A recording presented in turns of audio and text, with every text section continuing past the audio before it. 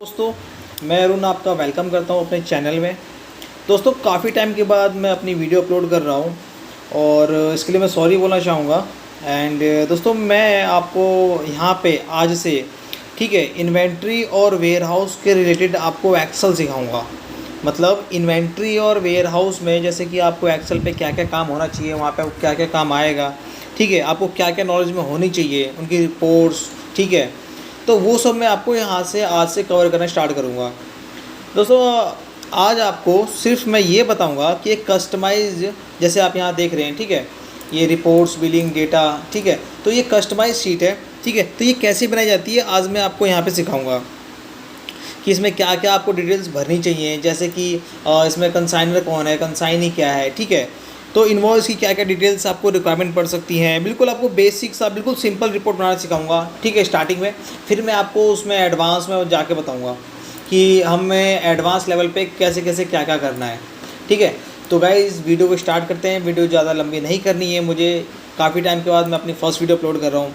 Guys, आप मेरे channel को अगर आप नए हैं तो प्लीज़ सब्सक्राइब करें, ठीक है। मैं अपनी वीडियो स्टार्ट करता हूँ यहाँ से।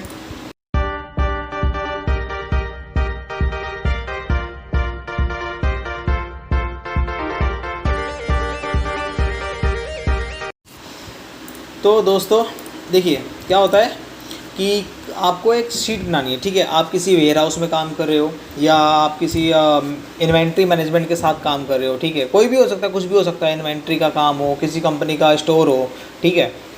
तो आप किसी भी प्रोफाइल पे भी हो सकते हो, कुछ भी काम हो सकता है आपको। तो हर कंपनी में क्या होता है कि एक रिपोर्ट बनती है, ठीक है, कि मतलब अगर आप फॉर एग्ज़ाम्पल लेके चलता हूँ कि आप किसी वेयर हाउस में काम कर रहे हो, ठीक है, और आपका कस्टमर आपसे आपकी एमआईएस रिपोर्ट मांगता है कि आपके पास कितना स्टॉक किस पार्ट का है, ठीक है, उसका क्या इन्वॉइस नंबर है, किस इन्वॉइस के थ्रू वो मटेरियल बुक है, ठीक है। सो जैसे कि मेरे पास एक ये रिपोर्ट मैंने एक बनाया हुआ, डेटा बनाया हुआ है। इसमें आपका इन्वॉइस नंबर, सीरियल नंबर, इसके बाद इन्वॉइस नंबर, ठीक है, कि हमारे पास कौन कौन से इन्वॉइसेस अवेलेबल हैं, हमारे पास कौन कौन से इन्वॉइस आए हैं, उन इन्वॉइसेस की डेट क्या है, ठीक है, हमारा कंसाइनर कौन है और कंसाइनी कौन है, मतलब हमारे पास किससे माल आ रहा है और किसको जा रहा है, ठीक है। हमारे पास जो इन्वॉइस है, जैसे कि इन्वॉइस नंबर 1 है, ठीक है, इसका इन्वॉइस की क्वांटिटी कितने की है, ठीक है, किस पार्ट के लिए बुक हुआ है, ठीक है, इसका कोड क्या है, मतलब आइटम कोड, मैंने पार्ट कोड लिखा, आप दोनों बार एक ही चीज़ होती है, मैं ठीक कर देता हूँ वैसे, ठीक है। पार्ट कोड, आइटम कोड दोनों सेम होता है, तो कोई दिक्कत नहीं है। इनका स्टेटस क्या है, ठीक है। उसके बाद एलआर नंबर और एलआर डेट, जिसे बिल्टी नंबर भी बोला जाता है, और बिल्टी की डेट, ठीक है। दोस्तों, ये तो हो गया आपके बिल्कुल कॉमन से बिल्कुल पॉइंट्स जो आपकी एमआईएस रिपोर्ट में होना चाहिए। जैसे कि मान लीजिए आपके पास 4 कस्टमर हैं, ठीक है, मैंने अभी एक कस्टमर को रखा हुआ है, एक पार्टी को रखा हुआ है, ठीक है। तो अगर आपके पास 4 कस्टमर हैं तो आप 4 कस्टमर्स को कैसे रखेंगे, आपके पास ये कॉमन आपके पास डिटेल्स होनी चाहिए। अगर कोई कहता है कि आपको इस वाली इन्वॉइस का, ठीक है, मान लो इस कंपनी के पास अलग इन्वॉइस नंबर से आता है, तो मैंने इन्वॉइस नंबर सबका इन्वॉइस 1, इन्वॉइस 2, इन्वॉइस 3 ऐसे रखा हुआ है, ठीक है। आपके पास कुछ भी हो सकता है, कुछ भी 210 करके भी हो जाएगा, कुछ भी हो सकता है XYZ, ठीक है।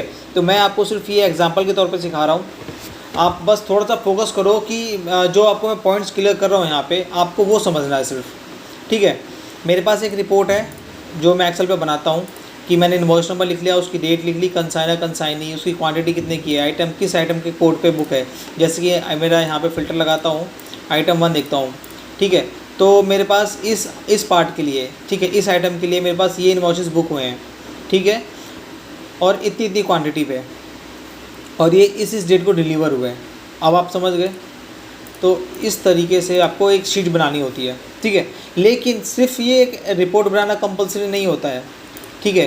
कई बार क्या होता है, आपको बिलिंग भी करनी है, ठीक है। तो आप बिलिंग का डेटा कैसे करोगे, अब आप दोबारा तो इसकी एंट्री लोगे नहीं, या यहाँ से कॉपी करोगे, पूरा का पूरा कॉपी किया, कहीं दूसरी शीट खोली, वहाँ जाके पेश किया, फिर आपने किया, नहीं, ठीक है, वो बहुत लंबा प्रोसेस है। अगर आप एक्सेल पे काम कर रहे हो तो सबसे ज़रूरी है कि आप उस चीज़ में स्मार्ट बनो, ठीक है। आपको पता होना चाहिए कि आपको कौन सा फॉर्मूला कहाँ पे यूज़ करना है। मैंने ऑलरेडी अपनी पुरानी वीडियोस में, ठीक है, मैंने जैसे कि मैं आपको एग्जांपल ही दिखा देता हूँ डायरेक्टली। जैसे मेरा बिलिंग का सेक्शन है, यहाँ पे शीट है, इसमें मेरे को क्या है, मेरे को बिल्स बनाने हैं कि मैंने इस मंथ में इतने का टोटल मेरा डिलीवरी हुआ है, तो मेरे को इतना बिल पेमेंट होना चाहिए, ठीक है, टैक्स रेट के साथ। तो सबसे फर्स्ट मैंने एक शीट बनाई डेटा के नाम से, जिसमें मैंने कुछ सेक्शंस दिए हुए हैं जो मेरे लिए इम्पोर्टेंट है मेरे बिल में। जैसे मैंने किस पार्ट का, ठीक है, ये मेरे पार्ट नंबर है सारे के सारे, उनका ये मैंने आइटम कोड दिया हुआ है कि उनका मैंने किस कोड से बनाया हुआ है, उनका रेट क्या है, ठीक है, इस कोड का पर पीस का रेट क्या है, उसका वेट क्या है, ठीक है, और उस पर टैक्स रेट क्या जाता है। ये शीट रखी हुई है मैंने अपनी। अगर मेरे और भी कुछ आइटम्स बनते हैं, जैसे आइटम, ठीक है, 11 होता है मेरा, जिसका मैं डाल देता हूँ, ये डाल देता हूँ, ठीक है, ये मेरा कोड बन गया। कुछ भी इसका रेट दे लो, 6.5 दे दो, इसका वेट डाल दो, ठीक है, इसके बाद इसका 18% GST रेट, ठीक है। अब ये हो गया, अब ये मेरा नया कस्ट ऐड हो गया। अब मैं अपने रिपोर्ट में जाके मैं इसकी एंट्री मार सकता हूँ, ठीक है। जैसे ही मैं इसकी एंट्री मारूँगा यहाँ पे, जैसे ही मैं इसकी एंट्री मारता हूँ तो ऑलरेडी मेरा वहाँ पे आ जाएगा। तो ये मेरे पास एक शीट, डेटा शीट है, ठीक है। मैंने क्या किया है, बिलिंग सेक्शन, ये मेरा बिलिंग है, ये मेरा बिल शीट है, ठीक है। मैंने इसको फॉर्मूले यूज़ किए यहाँ पे, सारा टोटल मेरी शीट फॉर्मूले पे रन करता है। कैसे करता है, ये मेरी रिपोर्ट है, यहाँ पे मेरा मेन फाइल है, मैं पहले इसको डिलीट कर देता हूँ, ठीक है, ठीक है। ये मेरी शीट है। मैंने जैसे ही यहाँ पे देखो आप, ये मेरी सारी एंट्रीज़ है, मेरा यहाँ तक LR नंबर तक जाता है। अगर आपके पास LR नंबर है, LR डेट है, तो आप यहाँ पे एंट्री साथ साथ करते हो, ठीक है। बट मैंने यहाँ पे ब्लैंक छोड़ा है, इसका एक रीज़न है, मैं बाद में बताऊँगा। बिलिंग सेक्शन में मैंने क्या किया, इन्वॉइस मेरा कैसे आया, ठीक है, मैंने रिपोर्ट से उठा लिया यहाँ से, ठीक है, ये मैंने यहाँ से उठा लिया। आप देखो एरर का फॉर्मूला लगाया, कोई भी एरर होगा तुरंत वहाँ पे मेरा नील हो जाएगा, ज़ीरो हो जाएगा। जैसे कि देखो बिल्कुल ब्लैंक हो गया ना, ठीक है। तो इस तरीके से मैं इसे अंडो कर देता हूँ फ़िलहाल के लिए। इसके बाद इनवॉइस डेट मेरी कैसे आएगी, वी लुकअप यूज़ किया, कैसे यूज़ किया है आप सब मेरी पुरानी वीडियोज़ देख सकते हो, मैंने वहाँ पे वी लुकअप अच्छे से आपको एक्सप्लेन किया हुआ है, ठीक है। वी लुकअप फॉर्मूला यूज़ किया है। इसके अलावा मैंने हर जगह हर एक चीज़ के लिए वी लुकअप का यूज़ किया है और इफ़ एरर का यूज़ किया है, ठीक है। ताकि अगर मेरी कोई इन्वॉइस की एंट्री ब्लैंक है, जैसे यहाँ पे अगर मैं एक्स्ट्रा, जैसे कि मेरे पास यहाँ पे टोटल रिपोर्ट्स में सिर्फ 40 इन्वॉइस आई है, बट अगर मेरे पास यहाँ पे और आगे जाता है तो मेरा टोटल ब्लैंक रहेगा, ठीक है। ये सब फॉर्मूला के थ्रू काम हो रहा है, देख सकते हो आप। तो सबसे बेस्ट है आप अपनी शीट को कस्टमाइज़ करो, फॉर्मूला यूज़ करो और उसको रन करो। मैंने यहाँ पे इफ एरर का फॉर्मूला इसीलिए यूज़ किया ताकि मेरा अगर कोई एरर आता है तो वहाँ पे कुछ वैल्यू लिख के ना आए, ठीक है। जैसे कि टोटल वैल्यू और रेट है, अगर मैंने फॉर्मूला लगाया हुआ है, ठीक है, यहाँ पे वी लुकअप का, उसके अलावा मेरा इफ एरर का भी है, ठीक है। और लास्ट में मैंने क्या किया, रेट नॉट जस्टिफाई, ये इसलिए किया है अगर मेरी कोई एंट्री यहाँ पे ब्लैंक है, ठीक है, जो इन्वॉइस मेरे पास नहीं आया है, तो वहाँ पे क्या आएगा, अगर आप करते हो तो रेट नॉट जस्टिफाई, यहाँ पे देखो रेट नॉट, इस अभी यहाँ पे ब्लैंक है।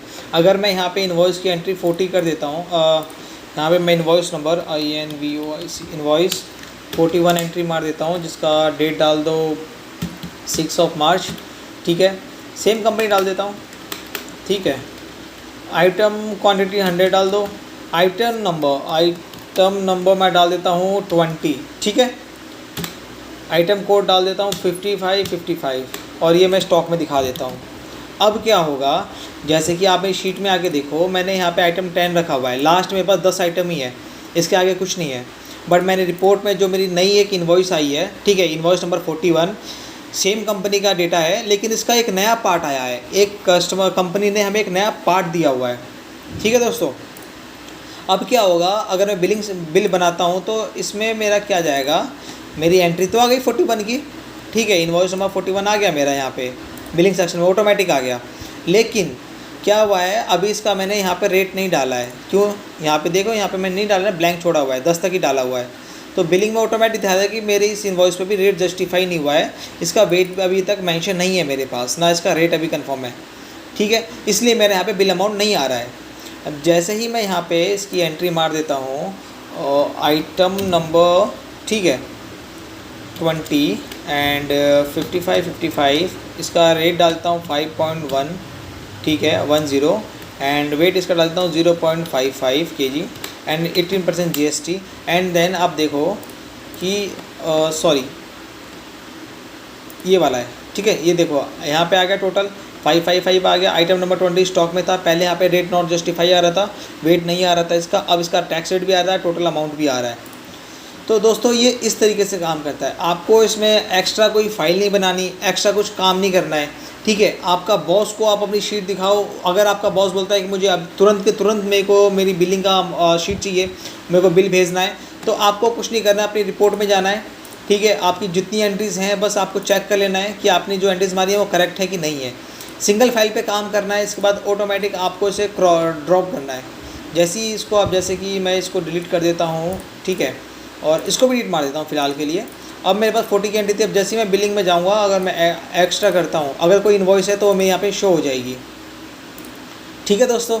ऑटोमेटिक आपको इसमें आपको एक्स्ट्रा कुछ नहीं करना है, ठीक है। तो ये आपका टोटल बिल बन जाएगा। आप क्या कर सकते हो, आप ये इस पूरी शीट को यहाँ से, ठीक है, आप यहाँ से कॉपी करके एक नई फाइल में कर सकते हो, ठीक है। कॉपी कर, जैसे मैं दिखा देता हूँ, कॉपी किया मैंने, एक नई फाइल खोली, मैंने यहाँ पे पेस्ट वैल्यू कर देता हूँ, सारे फॉर्मूले हट गए।